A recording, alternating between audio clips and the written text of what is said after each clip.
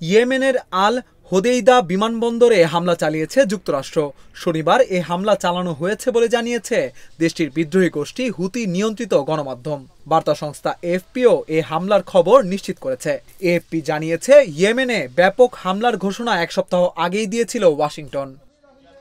এই ঈদে জামা জুতো অ্যাক্সেসরিজের ডিসকাউন্ট। হুতি নিয়ন্ত্রিত আল মাসিরা টিভি বলেছে, হোদেইদা বিমানবন্দরে হামলাটি নিঃসন্দেহে আমেরিকার আগ্রাসন। তারা হোদেইদা বিমানবন্দর লক্ষ্য করে 3 বার হামলা চালিয়েছে। এর আগে গত বুধবার যুক্তরাষ্ট্রের কেন্দ্রীয় কমান্ড হুতি বিদ্রোহীদের বিরুদ্ধে অবিরাম অভিযান চালানোর ঘোষণা দেয়। প্রেসিডেন্ট ট্রাম্প হুতিদের নিশ্চিহ্ন করার হুমকি দেন। এরপর গত 15 মার্চ থেকে ইয়েমেনে ধারাবাহিক বিমান হামলা শুরু করে যুক্তরাষ্ট্র।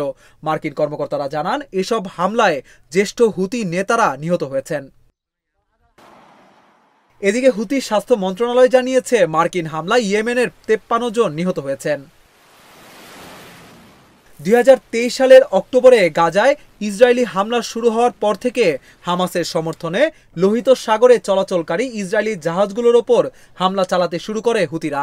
এরপর যুক্তরাষ্ট্রের তৎকালীন প্রেসিডেন্ট জো বাইডেন হুতিদের বিরুদ্ধে হামলা শুরু করেছিলেন। পরে গত জানুয়ারিতে প্রেসিডেন্ট ট্রাম্প ক্ষমতায় আসার পর হুতিদের বিরুদ্ধে আবারও অভিযান শুরু করেন।